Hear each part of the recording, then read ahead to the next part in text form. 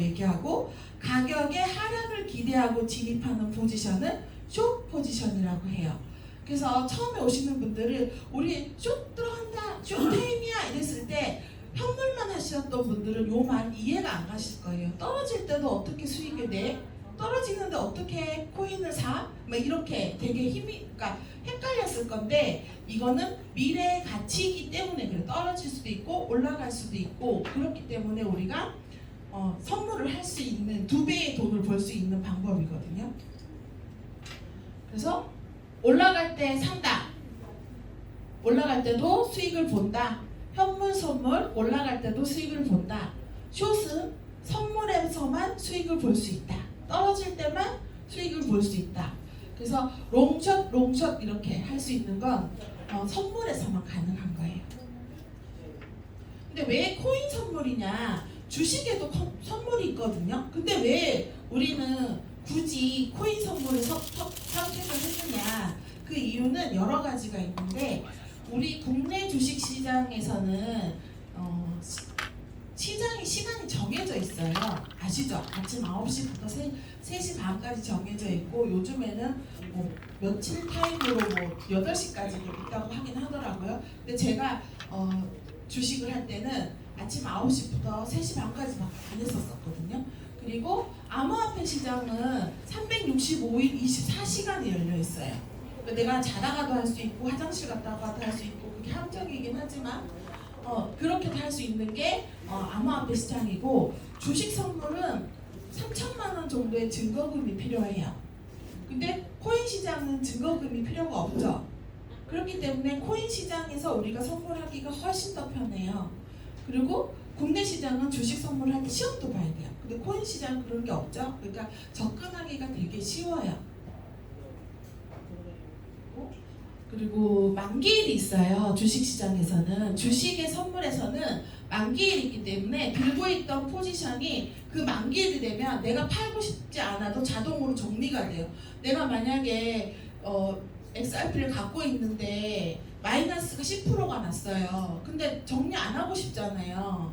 근데 그 주식시장에는 그 만기일이 딱 되면 마이너스 10%가 나도 그게 자동으로 짜려고 정리가 돼요. 그렇기 때문에 너무너무 구속적인 느낌이 있거든요. 근데 코인 시장에서는 그런 게 없어요. 그래서 우리가 조금 더 쉽게 안전하게 할 수 있는 게 코인 시장의 선물이에요. 그리고 코인 시장에는 이자 없이 레버리지를 사용할 수 있어요. 이거는 독이 될 수도 있고 득이 될 수도 있긴 한데, 어쨌든 보통 거래소는 125배까지 레버리지를 올려 매매할 수 있고요. 레버리지에 대한 이자가 필요가 없어요. 근데 주식시장에서는 내가 이자를 그러니까 거래소에서 돈을 빌린, 그 증권회사에서 돈을 빌리면 이자가 나가게 되죠.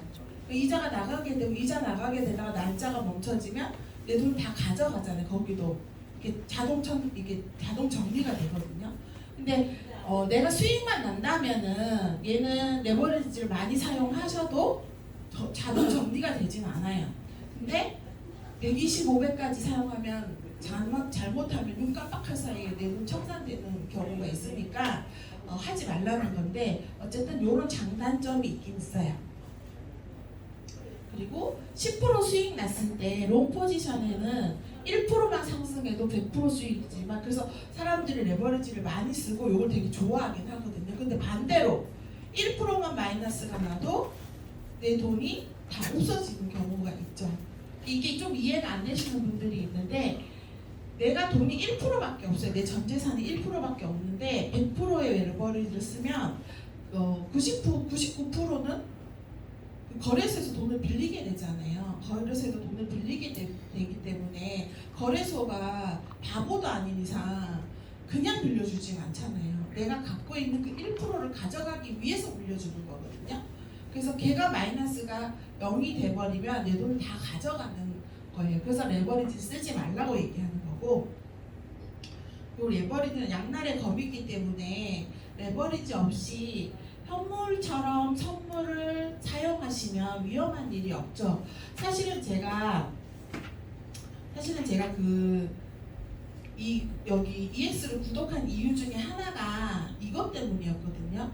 롱 될 때 나도 수익을 낼 수 있는 방법이 없을까라는 생각 때문에 처음에 구독을 한 거예요. 왜 그러냐면 여러분들도 다 아시다시피 비트코인은 반감기라는 게 있어요. 4년마다 한 번씩 가격이 급등했다가 1년 후 빠졌다가 다시 3년이 조금씩 오르는 경우가 있거든요. 그러면 4년에 반감기 때 비트코인이 엄청 올랐단 말이에요. 엄청 올랐는데 1년 후 빠진다 그랬잖아요. 1년 후 빠지는 그게 얼마나 빠지냐면 고점 대비 50%에서 60% 이상 빠져요. 그러면 이번에 반감기가 4차 반감기잖아요. 4차 반감기가 4월 21일 날 있었죠. 2023년 4월 21일 날 4차 반감기가 있었어요. 그러면 피날레는 언제냐면 올 겨울이나 내년 1월, 2월이에요.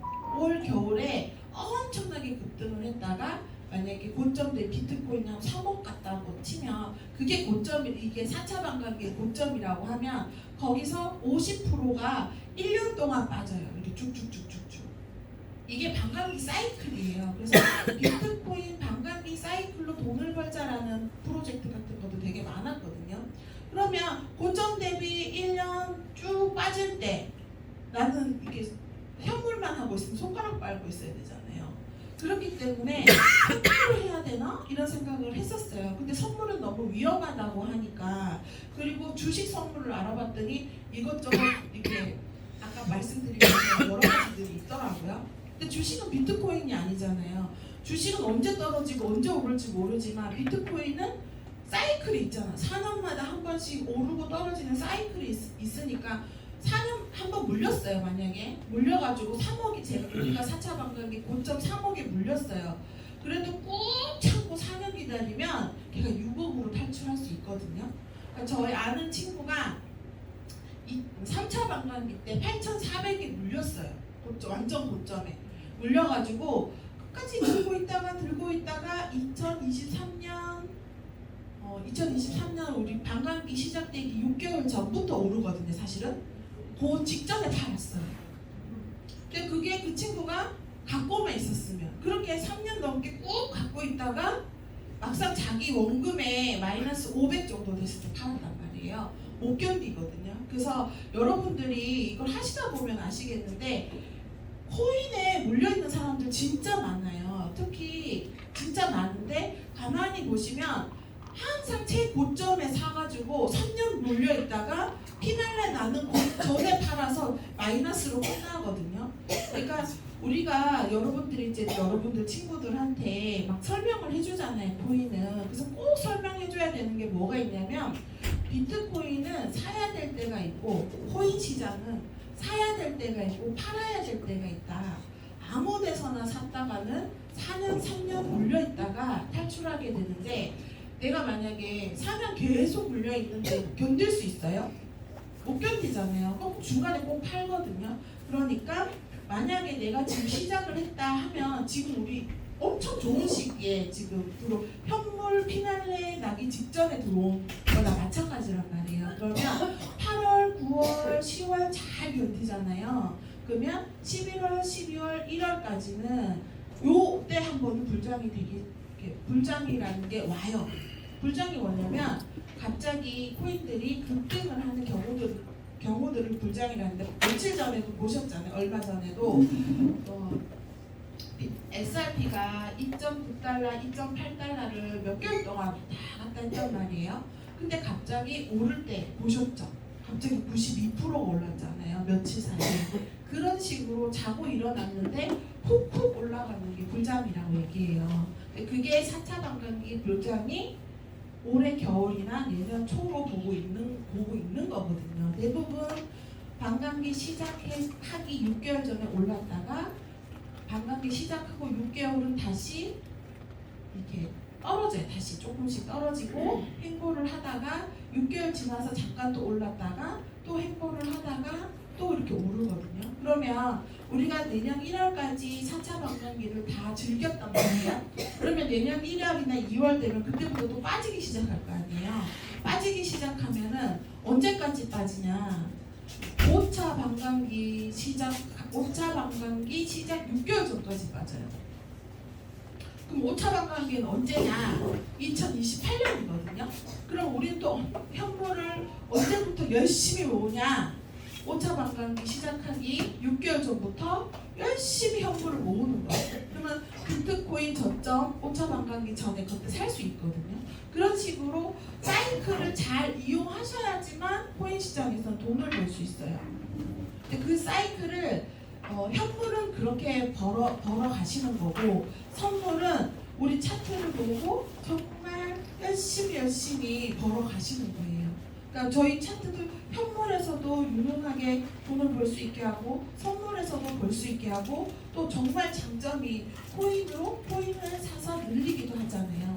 그러니까 저희 팀이 요즘에 잘 하고 있는 게 뭐냐면, 저희가 현물에 만약에 물리잖아요. 현물에 물리면은 그 코인앱이라고 코인을 사서 코인을 늘리는 그 거래소로 다시 가는 거예요. 다시 가가지고 거기서 물린 코인으로 코인 늘리기를 하는데, 이게 되게 위험해요. 엄청 위험한 게 뭐냐면, 보통 선물은 레버리지 1을 쓰면 청산가가 거의 0에 가깝잖아요. 근데 코인앱의 레버리지 1은 선물에 곱하기 2와 비슷해요. 그래서 엄청 위험해요. 근데 내가 보통 현물에서 마이너스가 나면 난 내 돈만 마이너스가 나는 거지 코인 개수가 마이너스가 나는 게 아니잖아요. 그죠? 근데 코인앱에서 마이너스가 나면 내 코인이 마이너스가 나는 거예요. 그러면 진짜 거지 되는 거예요. 그래서 코인앱은 함부로 하는 게 절대 아니거든요. 뭐 언제 하냐? 비트코인이 정말 저점 찍었다고 오프로님이 야수의 심장으로 들어가세요 할 때 하는 거예요. 아시겠어요? 그러니까는 3주 저점이 계속 똑같이 3주 저점이 XRP가 3, 4개월째 1.86, 1.96을 계속 보여줬잖아요. 한 번도 변하지 않고 계속 그럴 때 들어가는 거예요.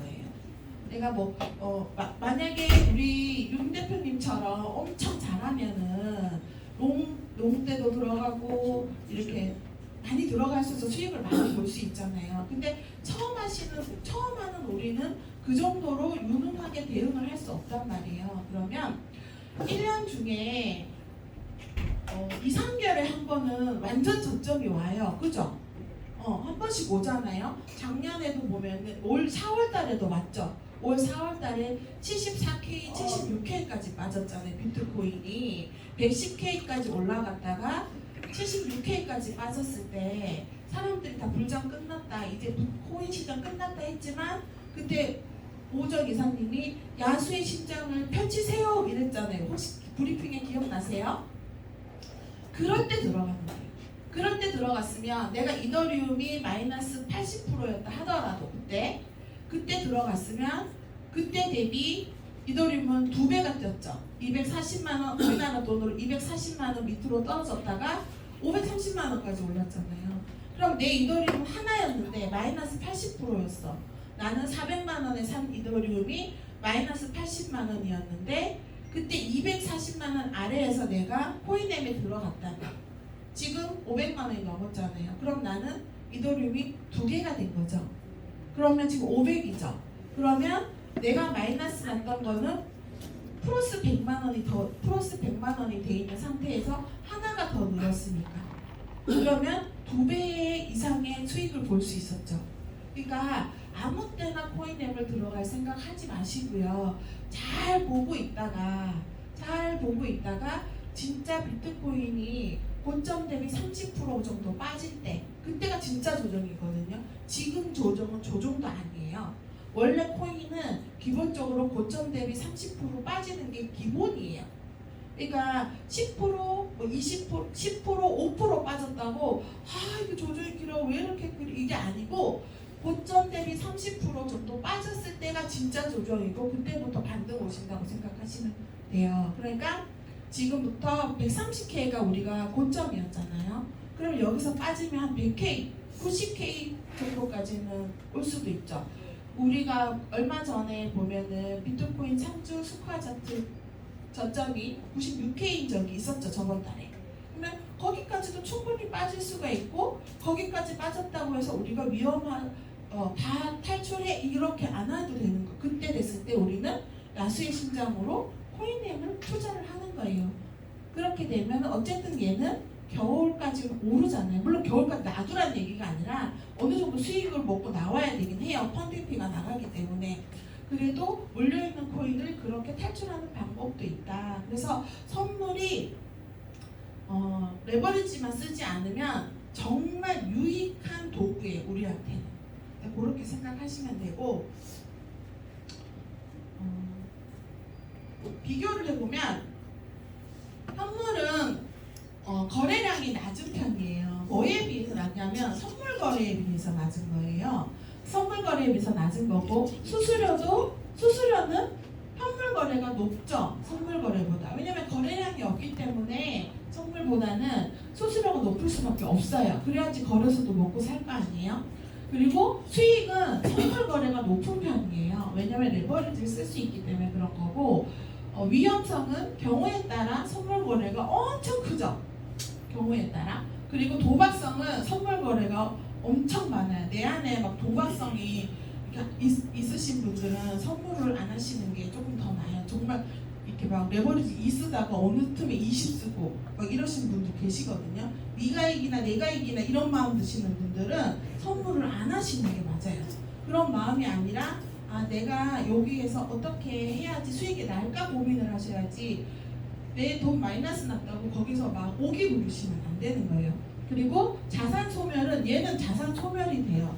내가 거래소에서 레버리지라는 게 거래소에서 돈을 빌리는 거잖아요. 돈을 빌렸기 때문에 마이너스가 돼서 내 돈이 0원이 될 때쯤 되면은 거래소에서 내 돈을 다 가져가서 청산으로 인한 자산의 소멸이 되는 거고 얘는 자산 소멸이 되진 않죠. 근데 현물도 자산 소멸이 되긴 해요.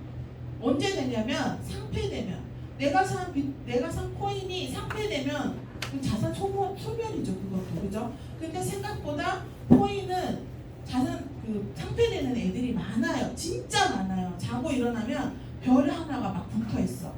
이렇게 빨갛게. 그러면 얘는 위험한 코인이라고 알려주는 거거든요. 그리고 그 다음날 일어나보면 없어져. 그러면 상폐되는 거예요. 그러니까 우리가 꼭 해야 되는 코인은 시가총액 1등부터 30등까지 이게 가장 안전한 코인이거든요. 그래서 시가총액 1등부터 30등까지만 되도록이면 거래를 하시고 시가총액 1등부터 30등까지가 또 어떤 거냐면 코인들도 각 섹터들이 있어요. 각 섹터들의 1등들이 부진한 거예요. 그러니까 우리나라로 주식으로 따지면 삼성전자, 현대, 기아 이렇게 나눠놓은 것들이거든요. 그러니까는 걔네들은 없어지진 않잖아요. 그들의 계열사들은 없어져도 그죠? 그러니까 시가총액 1등부터 30등까지만 거래를 하려고 노력을 하시면 돼요. 그리고 펀딩비도 있거든요. 보시면 시가총액 1등부터 30등까지는 펀딩비가 되게 조금이에요. 조금인데 펀딩비가 뭐냐면 롱과 숏 한쪽 포지션으로 몰리게 되는 가열을 방지하기 위해서 유리한 포지션의 반대 포지션에 8시간마다 떼는 건데 간혹 4시간마다 떼는 코인도 있어요. 근데 요즘은 어때요? 1시간 만에 떼가는 코인들도 있어요. 진짜예요. 그래서 여러분들은 시가총액이 낮은 코인들을 거래를 하실 때 꼭 저 펀딩피를 몇 시간마다 떼갔는지 확인하셔야 되고 펀딩피를 보시면 여기에 있어요. 바이낸스를 보면 여기에 보면 0.0016% 이렇게 써 있잖아요. 그럼 요게 펀딩피인데 여기에 그냥 아무것도 없는 애는 롱이 마이너스한테 숏을 포지션 잡은 사람들한테 펀딩피를 주는 거고 여기에 마이너스가 있는 거는 이제 마이너스 된 사람들이 펀딩피를 롱한테 주는 거예요. 그래서 코인들이 진짜 많이 떨어질 때는 사람들이 다 숏 포지션을 진 거잖아요. 근데 자기 혼자 롱 펀딩피를 받고 있다. 그러면 추세를 거슬리는 거예요. 펀딩비를 받아서 좋은 게 아니고 내가 반대 추세로 가고 있구나를 깨우치면 되는 거예요. 농담이고요. 근데 맞긴 맞아요. 근데 여기에 0.000이 아니라 계산한 법도 있어요. 복잡하지만 0.000이 아니라 0.1, 0.2, 막 0.6 이렇게 돼 있는 거 있거든요. 근데 그런 것들은 펀딩비가 진짜 높아지는 거예요. 그리고 여기 보면 2시간 10분 24초 남았어요 라고 알려주는 거거든요. 근데 바이낸스에서 얘네 거래법을 바꿔가지고 옛날에는 8시간, 4시간 이렇게 떼기로 했었어요. 4시간은 보통 이제 재단이 되게 가난한 코인들, 그런 코인들이 운영비를 써야 되기 때문에 펀딩비를 받아가는 것도 맞거든요. 근데 1시간마다 가져가는 코인들은 진짜 가난한 코인들이겠죠. 쉽게 생각하면. 근데 펀딩비도 진짜 많이 떼가요. 제가 예전에 한번 40달러를 벌고 엄청 기뻐한 거예요. 근데 P&L이 40달러 수익인데 수익이 아니라 오히려 마이너스 100달러가 돼 있는 거예요. 그래서 이게 뭐지? 이러고 봤는데 그때는 펀딩비를 떼가는지도 모르고 뭔지도 몰랐단 말이에요. 그런 거 전혀 초보 때니까 모르잖아요. 모르고 펀딩비 계산하는 법도 모르고 여기 위에 펀딩비가 있는지도 몰랐어요. 설명을 해줬어도 잊어먹었지. 왜냐면 유심 있게 안 받고 안 들었으니까. 근데 아무리 생각해도 이 바이낸스가 내 돈을 자꾸 가져가는 것 같은 거예요. 이게 어떻게 된 걸까? 왜 P&L은 왜 이런 걸까? 엄청 하다가 펀딩비가 문득 생각나서 봤더니 이 코인 재단이 펀딩비를 140달러를 떼간 거예요. 그러니까 내가 40달러 수익이 났어도 100달러가 마이너스인 거예요. 근데 물론 받은 적도 있어요. 얼떨결에 받은 적도 있긴 했는데 근데 이런 코인들의 펀딩비를 많이 떼가는 코인들의 특징이 뭐냐면 펀딩비 내는 시간에 급등락이 엄청 심해요. 이러지도 못하고 저러지도 못하고 펀딩비만 받기 위해서 들어오는 세력들이 있거든요. 그렇기 때문에 요럴 때 막 엄청 10%, 20%, 30%, 40% 왔다 갔다 하는 코인들이 있어요. 갑자기 9시가 되거나 오후 5시가 되거나 할 때 너무 심하게 흔드는 코인들이면 세력이 내 펀딩비 떼가려고 들어왔구나 이렇게 생각하시면 돼요. 근데 그거를 1시간마다 떼간다 생각해봐요. 특히 쌤들 보시면 막 우리 오전 브리핑에 6.4 막 이렇게 나오잖아요. 하방 6.4 특히 그렇거든요. 모든 사람들이 대부분 오를 만큼 올랐다 생각하기 때문에 떨어지는 거에다 숏 포지션을 거는 거예요. 그러면 100명이 있으면 98명이 숏을 걸었어요. 그럼 2명만 펀딩비를 받아가는 거잖아요. 그죠? 그러면 당연히 펀딩비가 많을 수밖에 없는 거예요. 그러니까 6.4 하방 6.4는 특히 초보분들은 그냥 안 쳐다보셨으면 좋겠어요. 잠깐 5분만 쉬고 할게요. 왜냐면 제가 원래 이 강의 준비를 한 게 아니어가지고 잠깐 5분만 쉬었다가 재정비를 한 다음에 제가 열심히 해드릴게요.